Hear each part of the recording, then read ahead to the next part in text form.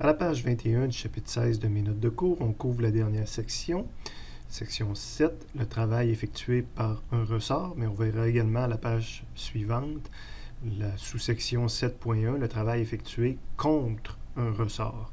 Donc, il faut faire une petite différence là, entre les deux.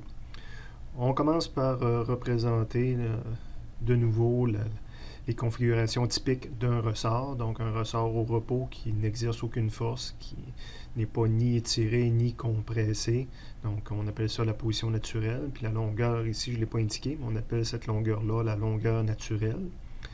Habituellement on va mettre un axe des X parallèle à l'axe du ressort, puis on va mettre l'origine de cet axe-là à l'extrémité libre du ressort, ce qui fait que x est égal à 0, là, va correspondre à la position du ressort au repos lorsqu'il n'y a rien qui l'étire. Si j'étire le ressort, on va avancer sur l'axe des x, donc on va dire que le x est plus grand que 0. Ce serait également la même chose pour le e, qui est l'étirement, bon, ça serait un e plus grand que 0. Évidemment, ça veut dire que mon point ici s'est déplacé jusqu'ici, sur le même axe qui était ici originalement, puis est rendu là. Donc, j'ai tracé le vecteur déplacement qu'on appelle. Donc, le point s'est déplacé de là à là, qu'on utilise comme symbole delta R. Et le ressort, rendu à cette extrémité-là, exerce une force de rappel. Il tire sur la masse qui serait ici avec une certaine force. À l'opposé, si je comprime le ressort, donc je pars de mon origine, puis je pousse sur le ressort jusqu'à cet endroit-là, évidemment, j'ai reculé sur l'axe des x. Le x va être négatif, ce qui est cohérent aussi avec la valeur de E. L'étirement ou la compression E va être plus petite que 0. Si je veux dessiner le vecteur déplacement, mon point s'est déplacé de ici jusqu'ici sur l'axe des x.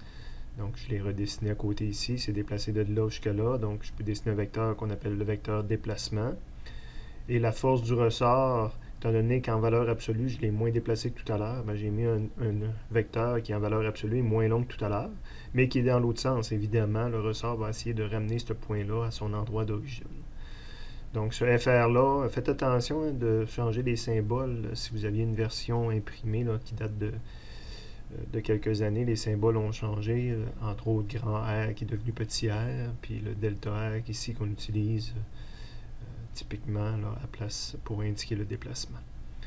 Donc la force de rappel du ressort. La force du rappel du ressort, si on veut la calculer, quoi qu'on la calcule jamais avec cette loi-là, parce que ça c'est la loi de Hooke, mais sous forme vectorielle.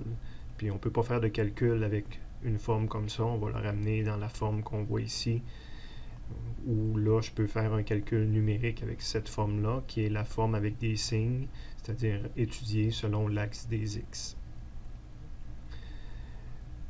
Évidemment, ça est vrai quand on met un axe x parallèle au ressort, puis qu'on définit le sens positif de l'axe des x, la petite flèche que j'ai mise ici au bout, vers le sens où on étire le ressort. On pourrait démontrer, d'ailleurs on le fait un peu à la page précédente, que le travail effectué par le ressort sur la masse est égal à la formule qu'on a développée à la page précédente, 1 demi K x initial au carré moins 1 demi K x final au carré. C'est basé sur la loi de Hooke. En appliquant la loi de Hooke et certaines propriétés du travail, on arrive à cette forme-là, qu'on va préférer souvent réécrire dans les livres de physique. Ce que vous allez souvent rencontrer, c'est l'équivalent de mettre le 1 demi en évidence de ces deux termes-là, le K en évidence, et aussi mettre le moins en évidence. Donc, au départ, j'écris moins 1 demi K.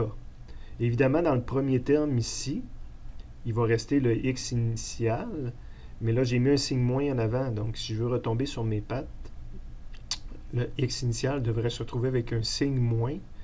Évidemment, l'intérêt de tout ça, puis le X final qui avait un signe moins, lui, son signe moins était mis en évidence, il devrait ne plus avoir de signe.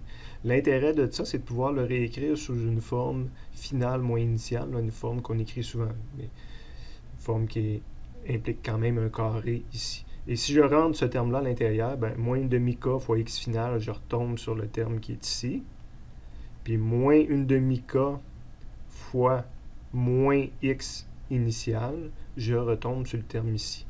Donc, c'est une forme équivalente, mais qui fait ressortir l'ordre naturel là, final moins initial. Et un cas particulier, c'est de dire que le x initial est égal à 0. Donc, cette partie-là du terme va tomber, puis il va me rester juste cette partie-là.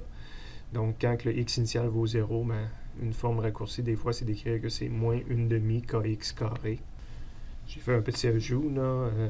J'aurais aimé mieux que ce soit écrit sous cette forme-là en premier, les termes qui nous restaient. Mais en plus, souvent, x final, on va dire que, par définition, on va dire que mon x final, c'est ma position x. Donc, on va laisser tomber le fin, puis on va l'écrire directement comme ça. Évidemment, dans tout ce développement-là, le K, c'était une constante du ressort, la constante de rappel du ressort en newton par mètre. Je vous rappelle que là, on est en train de calculer le travail effectué par un ressort. Donc, le travail que je calcule ici en joules, c'est le travail que fait le ressort sur un objet. À la page suivante, page 22, on a le travail effectué contre un ressort. Parce qu'évidemment, quand j'ai déplacé ma masse pour l'amener à un certain endroit, il a fallu que je travaille contre le ressort. Bien évidemment, en valeur absolue, je vais avoir fait le même travail que le ressort a fait. Donc là, j'écris travail d'une force. Bien, il va être égal au travail du ressort en valeur absolue. Il va falloir, si le ressort a un certain nombre de joules avec la formule précédente, il faudrait que j'applique le même nombre de joules, que je fournisse le même nombre de joules au système. Mais évidemment, je vais être en signe opposé parce que j'ai travaillé contre le ressort. Donc, par définition, je vais tout simplement inverser le signe de ce qu'on vient de calculer tout à l'heure. Donc, si on part de la formule à page 21, il va falloir que j'inverse cette formule-là tout simplement. Donc, elle est réécrite ici. Mais inverser, ça vient enlever le signe moins qu'il y avait au début. Mais évidemment, là, je calcule le travail fait contre un ressort.